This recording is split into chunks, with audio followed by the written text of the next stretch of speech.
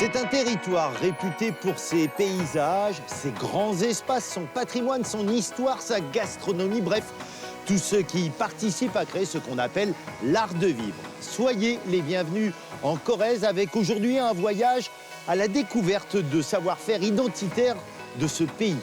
Pour commencer, nous partirons à la recherche d'un champignon rare, mystérieux, au goût inimitable qui s'échange à prix d'or, la truffe.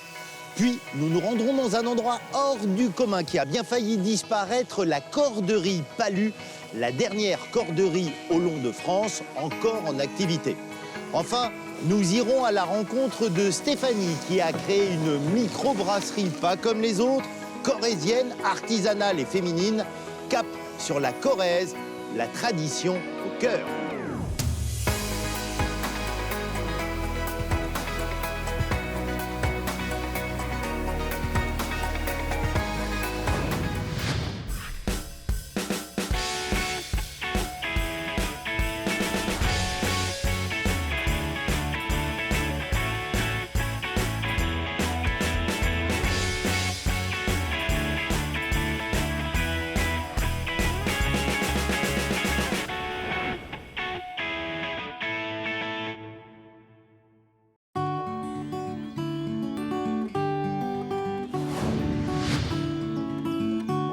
Chaque année, de novembre à fin février, dans certains coins de la Corrèze, on vit au rythme d'une chasse au trésor bien particulière, la quête d'un champignon pas comme les autres, un diamant noir, la truffe.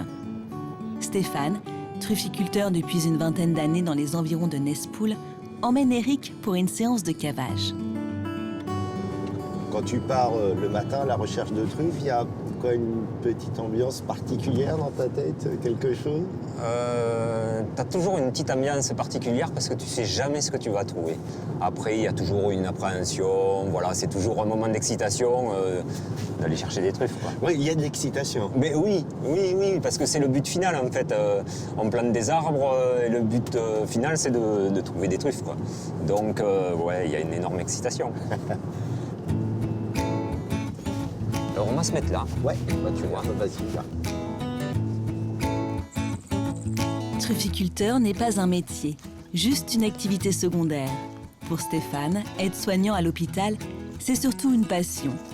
Il lui a fallu plusieurs années pour dresser sa chienne à devenir une reine du cavage, autrement dit, à repérer sous terre le précieux champignon.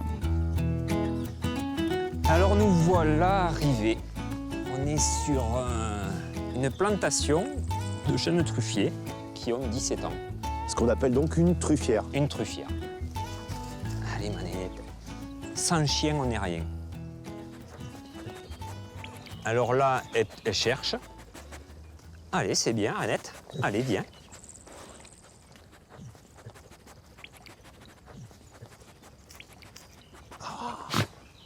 Là, le petit coup de Mais patte, oui. c'est le signe? Oui, Non. tout à fait.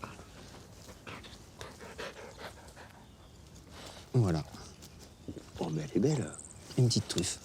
Petite, toi, tu dis? Oui, là, c'est des petites. On est sur la fin de saison. Ah, fais voir ça. Oh, que c'est beau.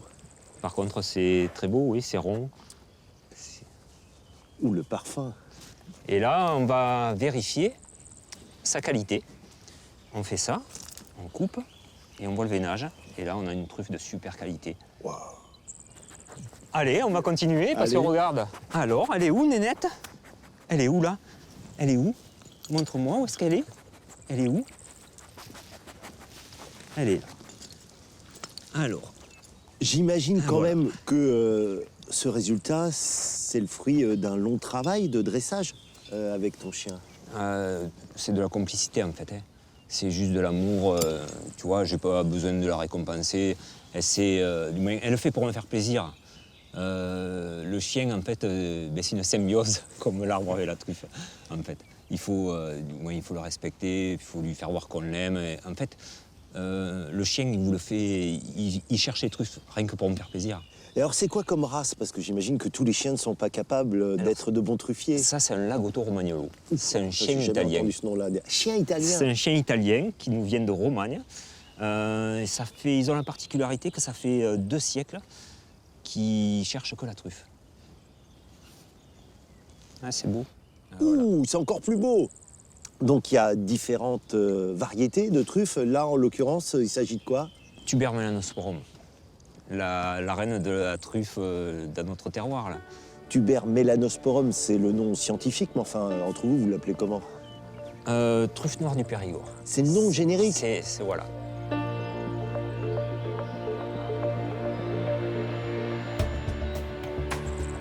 En 1808, un certain Joseph Talon découvre un peu par hasard que les truffes poussent en nombre sous les chênes.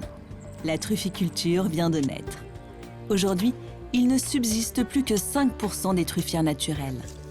Alors, pour récolter ce champignon rare, on cultive des parcelles avec des arbres préalablement mycorhizés. C'est quoi un arbre mycorhizé, donc un arbre truffier? On va mélanger le substrat avec de la truffe. Pas beaucoup, 1 gramme ou 2 grammes dans un pot comme ça de truffe. C'est des millions de spores. Et le rôle du pépiniériste, ça va être de contaminer ce jeune chêne aux champignons Tuber melanosporum. C'est tout. Si j'ai bien compris, la particularité de la truffe, c'est qu'elle ne peut pas pousser si elle n'est pas proche d'un arbre, c'est ça? Oui, il lui faut absolument un arbre hôte, en fait. Un mycorhizien, qui va être le chêne vert, le chêne pubescent, le noisetier, l'épin, voilà. Le rôle du trufficulteur, ça va être d'entretenir sa truffière tous les ans, d'amener de l'aération dans son sol, d'amener des truffes. Tu vois, parce que pour mycorhizer un arbre, on s'est rendu compte qu'il fallait... Oui, C'est-à-dire que tu vas mettre des truffes au pied de l'arbre? Oui. Ah ouais? Tu vois, regarde, j'ai un petit substrat là. Tu vois, ça là, c'est de la truffe séchée que j'ai râpée. Et là, je vais en balancer tout autour, comme ça. Alors, si tu veux, il n'y en a pas beaucoup, là. J'ai dû balancer 2-3 grammes, tu vois, de truffes. Mais si tu veux, c'est des millions de spores. Et ça va mycorhizer. En fait, mon but du jeu, moi, je me dis ça, je vais mycorhizer tout mon système racinaire. Et puis, le temps me dira si j'ai bien travaillé. Mais alors, tu viens de planter là, ce jeune arbre, t'espères avoir des truffes dans combien de temps? Si je travaille très très bien, peut-être à 6-7 ans. Non, pas avant? Sur une plantation, on arrive à la maturité de la truffière à 10-12 ans. Quoi. Ah ouais, oui. Ah ouais. Si la truffe a besoin de l'arbre pour s'épanouir, elle lui apporte beaucoup en retour. Le mycélium améliore la qualité organique des sols, fabrique des vitamines dont profite le chêne. C'est ce qu'on appelle la symbiose, du gagnant-gagnant. Être trufficulteur, c'est toucher au plus près cette magie que produit la nature. Être dépositaire d'un savoir-faire, avoir été initié. D'où te vient ce goût pour la truffe et la trufficulture?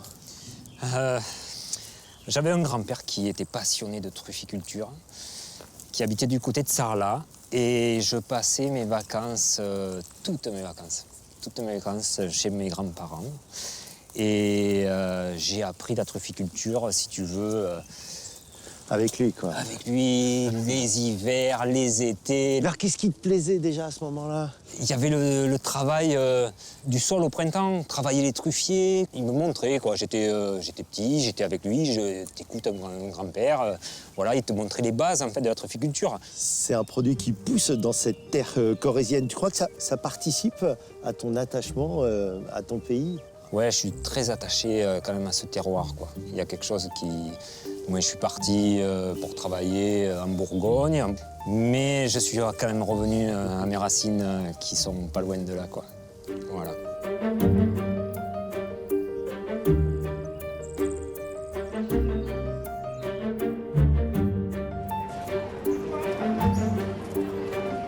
La commercialisation de la truffe ne ressemble à aucune autre. L'immense majorité des transactions a lieu dans des marchés spécialisés, comme celui de Brive-la-Gaillarde. Tous les samedis matins, durant l'hiver, vendeurs et acheteurs se prêtent à un cérémonial bien défini. Ouh là là. Ça sent bon. Oh, des boules de billard. Ouais, elles sont belles. Hein. Super. Ah ouais. Explique-moi, Michel, en quoi consiste ce contrôle? Alors nous, systématiquement, toutes les truffes, mais vraiment toutes, hein, on les prend une par une, on commence par les sentir. Déjà, c'est le... Après, on touche, on la tâte pour voir si elle n'a pas un point mou, un point... Elle peut être gelée, elle peut avoir... Bon. Et puis, après, on regarde au niveau de la truffe, on la regarde sous la loupe, là. On fait une opération qu'on appelle le canifage, c'est-à-dire qu'on enlève une petite pellicule pour vérifier que la gléba, la chair, soit bien noire, bien mûre, et que le veinage soit bien comme il faut. Conclusion pour le contrôle de Stéphane? Parfait. Il y a 590 grammes. Allez, bon marché. Merci. Allez.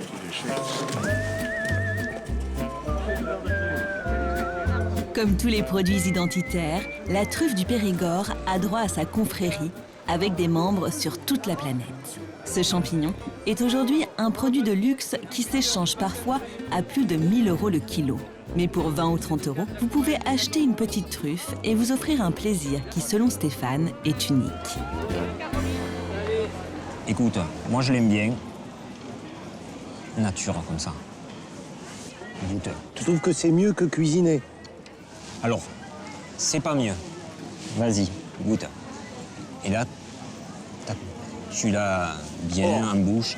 Tu sens Ça explose. Alors déjà, il y a la texture. la texture. Elle est bien croquante. Puis alors, Voilà. La truffe, faut rester simple. quand on parle de patrimoine, on pense souvent au château, aux cathédrales, aux bâtiments. C'est aussi un patrimoine, ça. Ah, la truffe, c'est un patrimoine, oui. Un patrimoine de nos terroirs. Tu te sens héritier, toi, de cette Oui, histoire-là? tout à fait, oui. Parce que j'ai été baigné dans ça, dans cette culture-là. Et la truffe, c'est un champignon qui est quand même rare, quoi, et très difficile à mener à la production. Il mérite son surnom de diamant noir pour toi. Oui, tout à fait. C'est un diamant. Oui. Alors, un produit comme ça, il ne faut pas décevoir les gens, quoi. C'est très important, quoi. Du moins, ça a toujours été ma devise, quoi.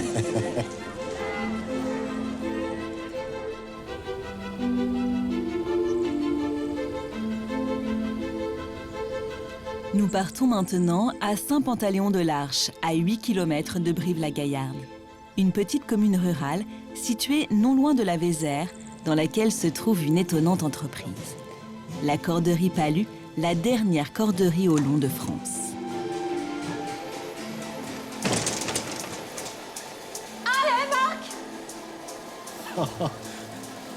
Quel endroit incroyable, Stéphane. Explique-moi ce que vous êtes en train de faire. Et bien là, on est en train de commencer la fabrication d'un cordage.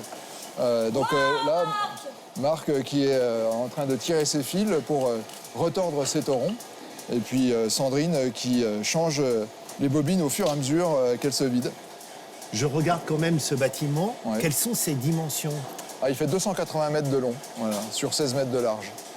C'est aujourd'hui l'un des plus grands bâtiments qui existent pour la corderie? Alors, en activité, oui. On est la dernière corderie traditionnelle au long, encore en activité en France. Quelle matière première utilisez-vous ici? Alors, on utilise beaucoup de matières premières naturelles, du coton, du lin, du chanvre. Ça, c'est du fil en chanvre. Moi, je suis très impressionné par toutes les machines qu'il y a. J'ai l'impression de remonter le temps presque en les regardant, et pourtant elles fonctionnent. Ah oui, elles fonctionnent. C'est des machines qui datent du début du siècle dernier, qui ont été souvent fabriquées par les cordiers eux-mêmes. Elles sont très astucieuses, très simples, mais voilà, à l'époque, il n'y avait pas d'obsolescence programmée, et ça fonctionne toujours. Et on les entretient, voilà.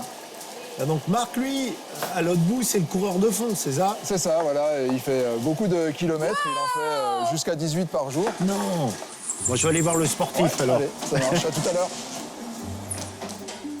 Mais c'est loin, c'est loin.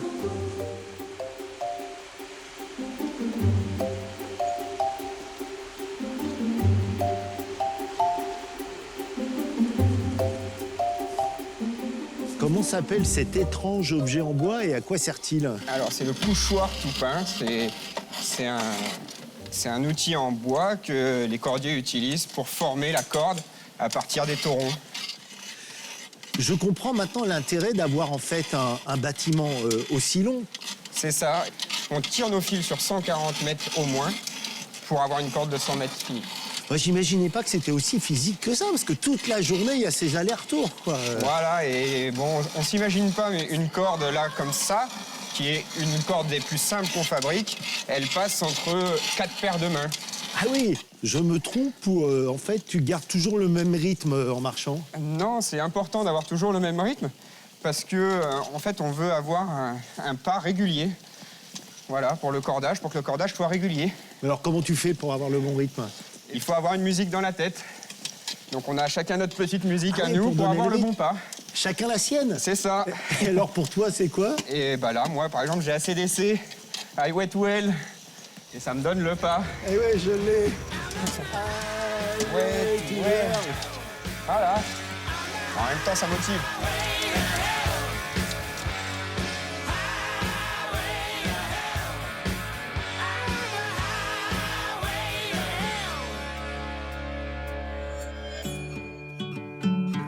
C'est en 1908 qu'Alphonse Pierre Palu, compagnon cordier, fonde la société à Brive-la-Gaillarde.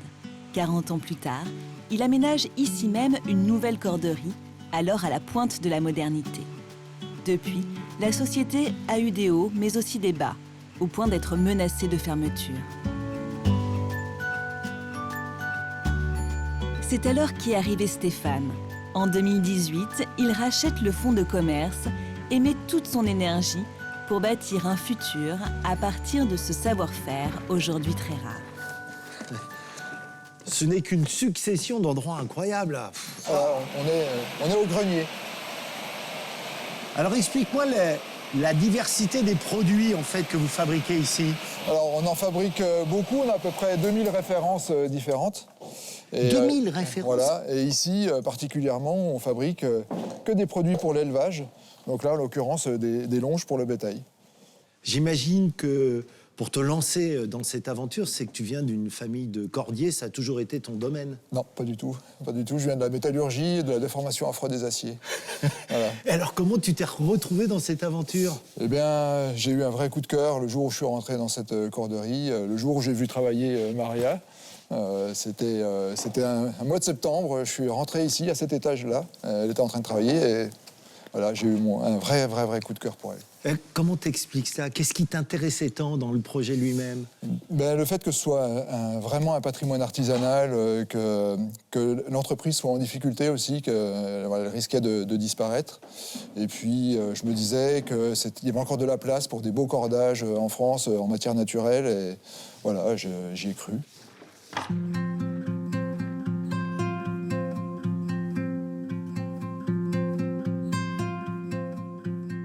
Il n'y a pas d'école pour apprendre à fabriquer une bonne corde. La formation se fait sur le poste avec l'aide des anciens. D'où l'importance de salariés comme Maria Fatima, mémoire vivante de la corderie Palu. Et là, tu reviens petit à petit, regarde, pour l'arrondir. Et quand elle est comme ça, tu appuies sur la pédale et tu fais la parure. Voilà. Vas-y.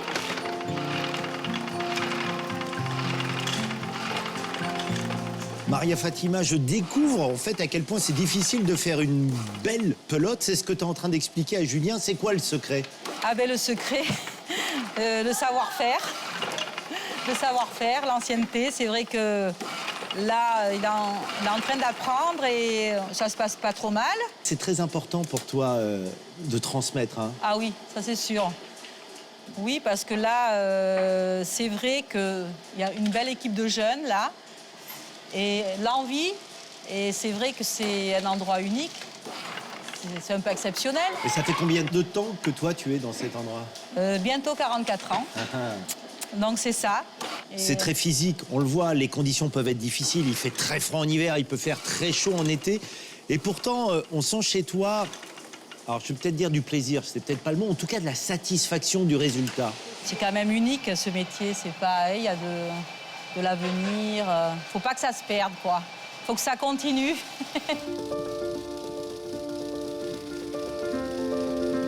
Aujourd'hui, la corderie Palu a retrouvé un équilibre économique. Elle forme et embauche de nouveaux salariés. Il y a désormais un avenir.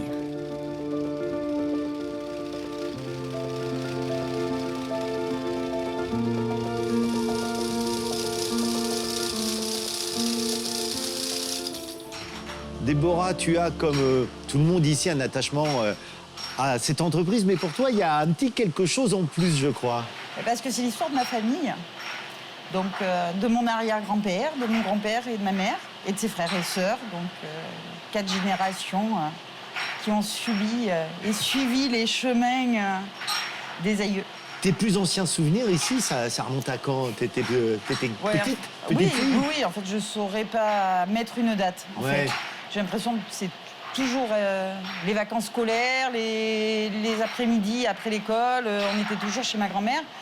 À l'époque, il n'y avait pas de séparation, donc du coup, on jouait à la balançoire, c'était devant l'usine. On allait faire quelques pelotes et on a appris à faire du roller dans certains bâtiments. Lorsqu'on parle de futur, on parle de nouvelles technologies, d'intelligence artificielle. Pour toi, il y a un avenir pour ces savoir-faire ancestraux? Nous, on a besoin de travailler avec nos mains, notre regard. Il y a beaucoup de toucher. Donc c'est vrai qu'il y a des choses, je ne suis pas sûre que tout ce qui est intelligence artificielle réussisse à faire aussi bien que la personne physique.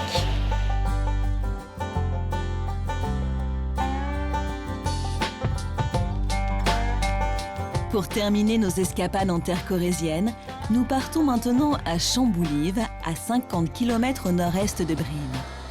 C'est dans cette petite commune que Stéphanie a créé une microbrasserie pas comme les autres, artisanale, corésienne et féminine.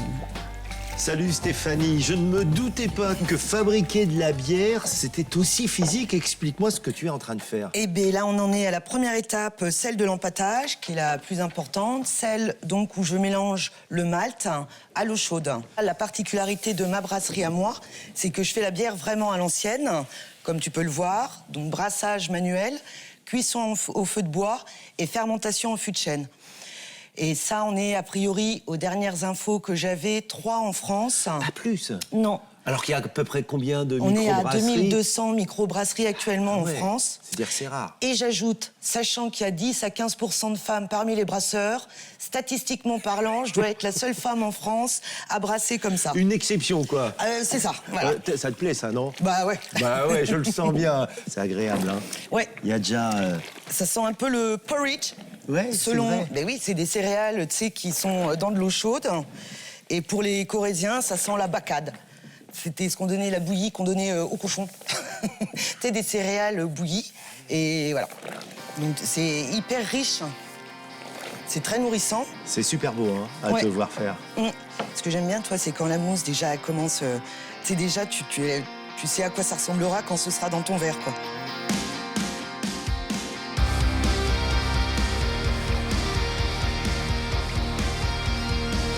Stéphanie, qui a commencé dans sa cuisine, fabrique aujourd'hui une dizaine de bières différentes. Son hangar est même devenu un lieu de rencontre et d'échange. Il faut dire qu'ici, on ne trouve que des bouteilles de 50 centilitres. Le slogan de la maison est clair, une bière, ça se partage. Là, c'est la bière à la framboise. Je suis contente du résultat parce que c'est ce que je voulais avoir, c'est-à-dire avoir la couleur, l'odeur et la saveur de la framboise, mais que ça reste de la bière. Aurélien, toi, t'es de ce village, voilà, t'as ta ferme pas loin. Qu'est-ce que ça a changé, l'arrivée de Stéphanie ici, avec toute son aventure? Je connaissais pas la bière, donc j'ai découvert un produit agricole. Ouais. Alors, elle est comment, Stéphanie? Quel regard tu portes? Il faut avoir un tempérament pour se lancer là-dedans et on sent toute l'énergie qu'il peut y avoir dans toutes ces bières différentes. Selon le moment, selon l'humeur, on peut arriver à le retrouver dans les bières, dans les brassins. Ah, ça veut dire quoi? Que l'humeur que tu as le jour où tu fais ta bière, tu penses à une influence? Quand je brasse, mon état d'esprit, il est dedans. Je brasserais pas, tu vois, si j'étais déprimée, parce que ça se sentirait dans ma bière et elle serait, tu vois, pareil, quoi. Ah, j'en suis persuadée. L'énergie que j'y mets, on la retrouve dans le verre. Alors, il y a l'énergie de Stéphanie, mais... je le répète, il y a encore cette convivialité. C'est important que dans un village, ici, au pied des Monédières, et ce petit plus qui permet de réunir les gens, de discuter. Tu le sens comme ça, toi aussi, Aurélien? Il y a énormément de gens, d'ailleurs. On a beaucoup d'étrangers, il y a beaucoup d'Anglais, il y a beaucoup de... On a des Hollandais. Ça provoque de l'attractivité pour le village? Oui. Les Hollandais, les Belges, les Anglais viennent goûter de la bière. Non, ça va devenir la capitale de la Corrèze, alors bientôt Chamboulive va vous entendre. Ça l'est. Bon, en tout cas, la bière est bien sûr un alcool donc à consommer avec modération, mais il y a combien? 85% d'eau dans la bière? 95. 95%. Et ton Ouais. eau, elle vient d'où? Des Monédières. Donc c'est une bière corésienne. Alors 95%, les 5% qui restent, Mais c'est toi. Voilà, c'est ça. La promesse est tenue, c'est une bière corésienne, féminine et artisanale. fait. Bravo à toi. Merci.